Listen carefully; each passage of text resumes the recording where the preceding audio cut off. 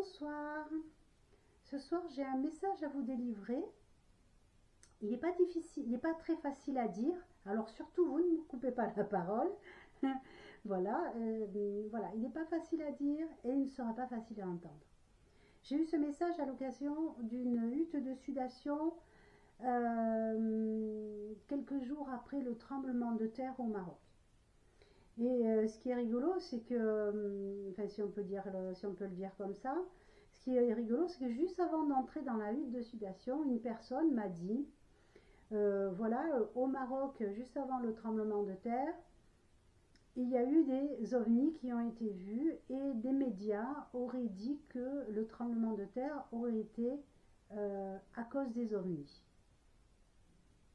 Donc, bon, fin de l'histoire, je dis ah bon, c'est pas quelque chose à laquelle je m'attache habituellement. Les on-dit, les médias, tout ça, moi je laisse courir. On rentre dans la hutte de sudation et donc là, j'ai obtenu ce message. Ce message venait, semble-t-il, d'un groupe d'entités exogènes, comme on dit. Je ne sais pas lequel. Ne me demandez pas, je ne sais pas lequel. J'ai été, comment dire, c'est arrivé dans ma tête. Je n'ai vu personne. J'entendais même pas. C'était dans ma tête. Hein, comme je l'ai dit précédemment sur une autre vidéo, quand c'est comme ça, je le prends en pleine tête. Au sens propre comme au sens figuré. Parce que là, je l'ai pris en pleine tête. Donc, voilà. Le message était le suivant. Ce n'est pas nous qui avons provoqué le tremblement de terre au Maroc.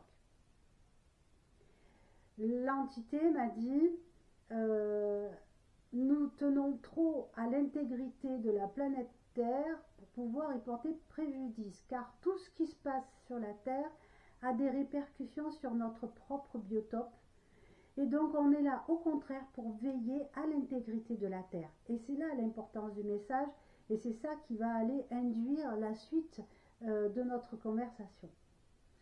Donc il me dit, ce n'est pas nous, nous ne sommes pas à l'origine du tremblement de terre.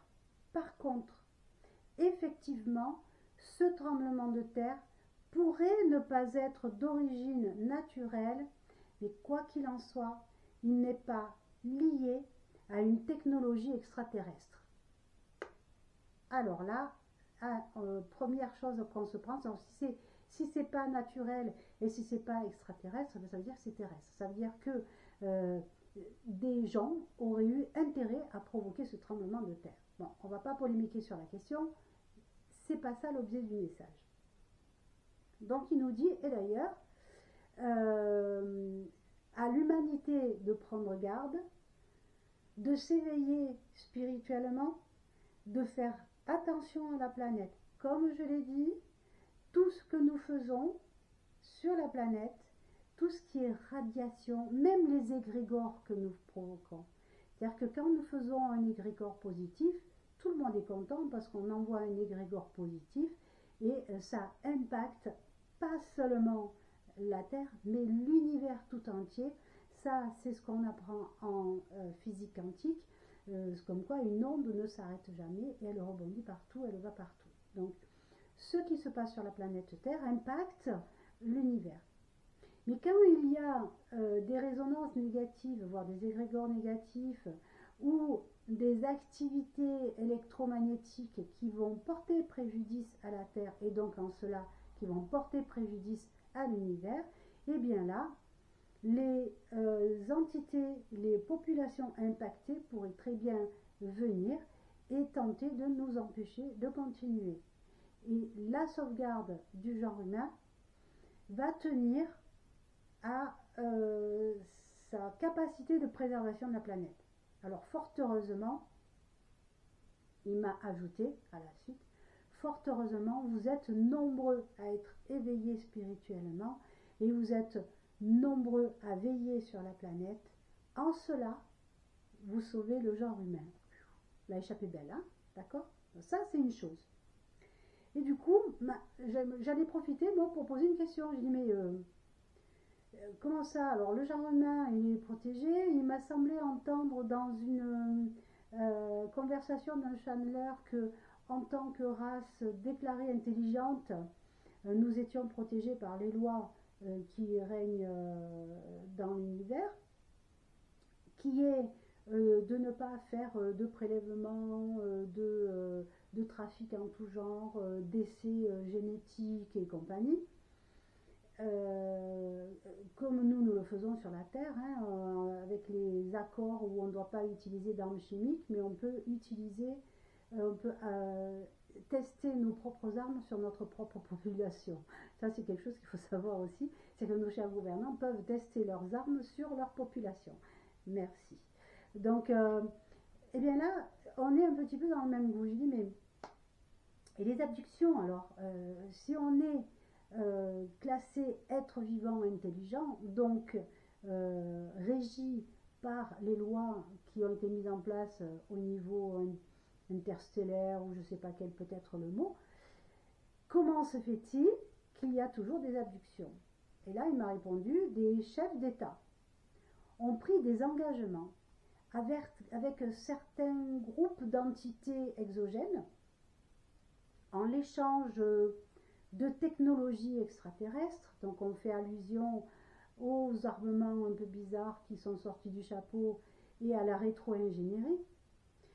Donc ils ont échangé ces armements contre la possibilité de venir faire des prélèvements, des analyses et des tests sur les habitants, mais aussi sur les animaux et les végétaux du pays. Ce qui veut dire que les chefs d'État de certains pays ont signé des accords autorisant les abductions.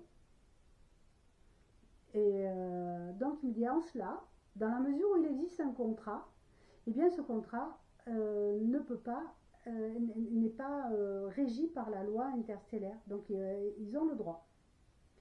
La seule manière que vous pourriez avoir pour vous en tirer, enfin il ne me l'a pas dit comme ça, hein, mais vous savez, moi comme je vous rappelle, hein, je l'ai pris en pleine tête et j'essaye de trouver des mots intelligibles. Donc si on veut se sortir de ce guet-apens, il faudrait tout simplement désavouer le contrat et dire ah mais non, mais nous on n'est pas d'accord. De toute façon, la personne qui a pris cet engagement, donc ça c'est dans les années 50 et les années 30, vous voyez, c'est vieux, hein, ça date pas d'hier. Ils sont peut-être renouvelés par nos chefs d'État, j'en sais rien.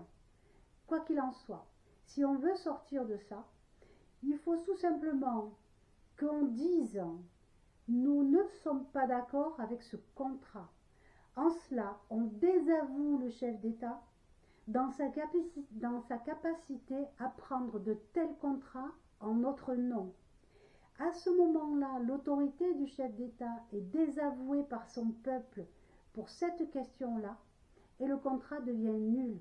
Et dès lors que le contrat devient nul, eh bien, il ne peut plus y avoir d'abduction, de prélèvement, etc. Enfin, il ne peut plus, ou alors s'il y a lieu, ils sont punis. Voilà. Mais ça, après, c'est pas de notre ressort. Ça se passe entre eux, là. Entre soucoupes volantes, ils se débrouillent. Je schématise, mais c'est ça. Donc ça, c'est la première des choses. Et il me dit, sur la planète Terre, vous avez la dualité. Donc il y a des personnes qui se complaisent en faisant le bien, et ça c'est très bien, sans porter de jugement, mais c'est, on va dire, ça crée des circonstances favorables, parce que ça génère des égrégores positifs. Ces égrégores positifs, donc du coup, impactent l'environnement, etc. Donc ces personnes-là œuvrent pour le bien. C'est voilà, ça fait des égrégores positifs qu'on peut personnifier hein, sous forme d'ange, d'énergie suprême, de Dieu. Et on nous dit, hein, on a tous une part divine. Voilà, Dieu c'est nous. Donc ça veut dire que la personne, Dieu, je vais là choquer certains d'entre vous, mais ce que me dit l'entité dans le message, après ce que moi je crois ou je crois pas, on n'en a rien à faire. Moi, ce qu'on me demande, c'est vous transmettre le message tel que je l'ai reçu. Et c'est ce que je fais. Donc, selon mon interlocuteur, le Dieu personnifié, le petit monsieur, là, le grand monsieur sur son nuage avec la barbe blanche, il n'existe pas. Ce qui existe, c'est cette énergie supérieure, positive, générée par l'égrégore de l'ensemble des actes et des pensées positives qu'on peut avoir. À l'inverse, si on prend le blanc, le noir, la lumière, l'ombre, à l'inverse, il existe des personnes qui se complaisent dans le mal, qui trouvent intérêt à faire le mal. Si on considère que la méchanceté en soi n'existe pas, c'est que chacun fait quelque chose parce que ça lui semble juste. Après, l'acte peut être discutable, on est bien d'accord.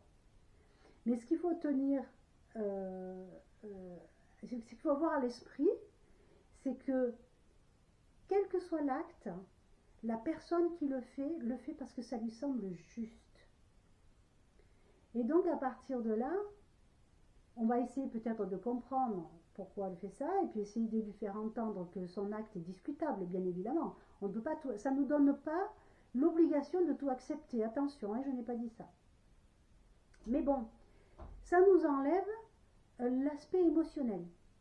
Cet aspect émotionnel qui fait renchérir, vous voyez, qui rattire par rapport à la loi d'attraction, qui est devenue obsolète parce que on parle plutôt de pouvoir créateur de la pensée. Voilà. Même quand on est du côté de l'ombre, eh bien c'est la même chose. Donc on va pouvoir dire que les égrégores négatifs existent, qu'il existe des groupes de gens qui se complaisent en faisant le mal, comme il existe des groupes de gens qui se complaisent en faisant le bien, mais que le mal personnifié, vous savez, le monsieur avec des cornes et qui marche avec des pattes de chèvre, etc., qu'on appelle Belzébuth, le diable, machin, on ne parle pas de Lucifer, c'est un ange déchu, c'est autre chose. Voilà. D'ailleurs, on lui donne plusieurs noms négatifs pour le personnifier, eh bien, il n'existe pas non plus. Ce qui existe, c'est cette énergie négative latente provoquée par le cumul des égrégores négatifs et des pensées négatives et des actes négatifs. Tout comme il existe l'égrégore positif, voilà, parce qu'on est sur la dualité terrestre. Donc bon, à partir de là, ça donne à réfléchir. Du coup, on a moins peur. Il ne faut pas en avoir peur, parce que finalement, on se rend compte que nous pouvons agir là-dessus. Si on décide d'œuvrer pour le bien, d'être tout simplement en étant bienveillant envers son prochain, on va s'abstenir de critiques gratuites. Alors je ne reciterai pas des Dalai Lama et compagnie sur des Dalai Lama, des grands hommes, des maîtres ascensionnés, sur des belles phrases qu'ils ont dites et qui sont censées, parce que d'une part, je ne les ai pas recensées, là je fais ça, pop, comme ça. J'ai dit, allez, ce coup-ci je la fais, parce que je vous garantis, ça fait 10 fois que je recommence la vidéo. Il y a toujours un truc qui merdouille, parce que cette vidéo ne correspondait pas à la valeur attendue. Oui, d'accord, je me tais. Alors, en tout cas, j'arrête d'extrapoler. Revenons à notre sujet, les abductés. Nous avons la maîtrise. Alors c'est rigolo, ça corrobore les autres vidéos que j'ai fait en disant on a tous les outils pour réussir, nous avons tout ce qu'il nous faut à notre portée. Eh bien oui, parce que ce qui fait la différence, c'est notre intention. Donc si on a l'intention d'agir pour le bien, eh bien on va ajouter du positif, on va ajouter de la lumière, vous voyez, dans la balance. Donc on va ajouter du positif. Et puis si quelqu'un préfère, eh bien, agir dans l'ombre, j'aime bien la comparaison, agir dans l'ombre, eh bien c'est son choix. S'il le fait, c'est parce que ça lui semble juste. Voilà. La personne qui n'a plus de sous et qui va cambrioler une banque, alors je dis pas que c'est bien ce qu'il fait, mais peut-être que pour lui c'est juste, il cambriole la banque parce qu'il n'arrive pas à gagner d'argent et on lui demande de l'argent pour se soigner, pour manger, pour vivre.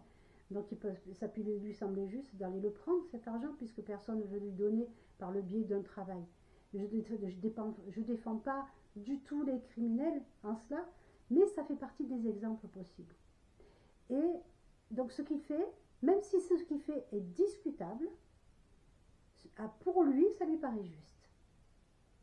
Parce que nous sommes sur la dualité terrestre, et dans la dualité terrestre, nous avons des épreuves à franchir. Ces épreuves à franchir sont tout simplement des messages que notre âme nous envoie, parce qu'on n'est pas forcément sur le bon chemin, le chemin pour lequel elle s'est incarnée. Voilà.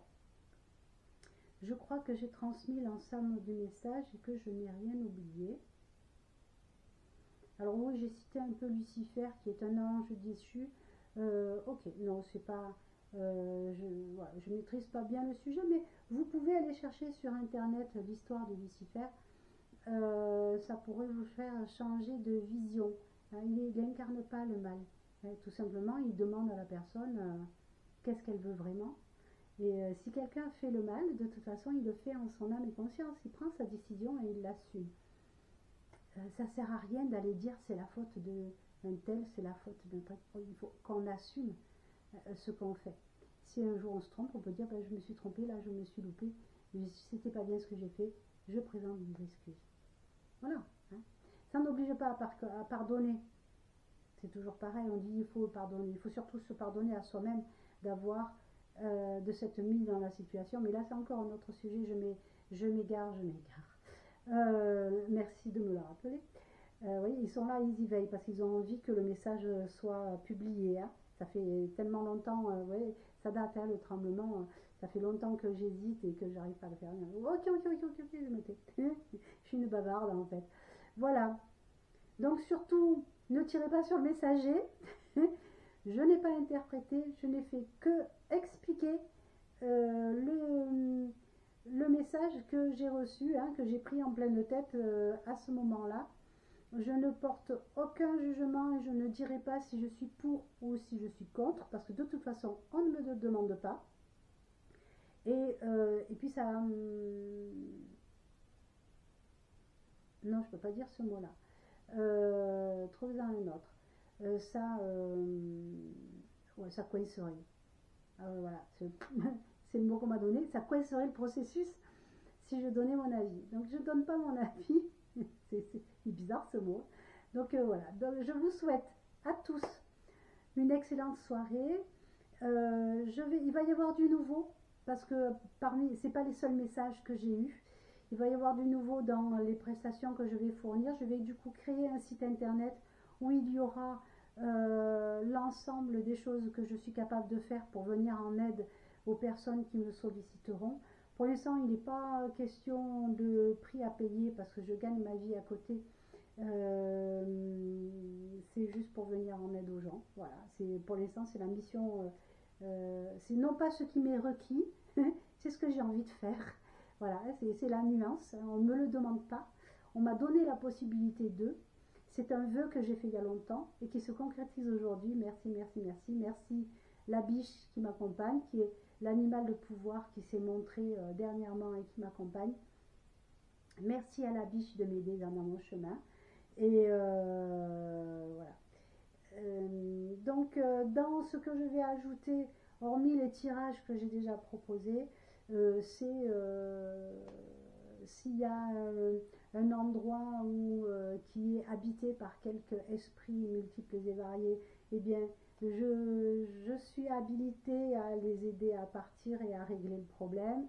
Les enfants qui voient des choses que nous, adultes, ne voyons plus parce qu'on a été formatés par l'éducation, eh bien, je peux les aider à comprendre ce qu'ils voient, surtout ne plus en avoir peur, avoir des échanges avec ce qu'ils voient et surtout, si c'est malfaisant, de s'en protéger. Voilà. Parce qu'il existe des entités malfaisantes, bien évidemment. Hein.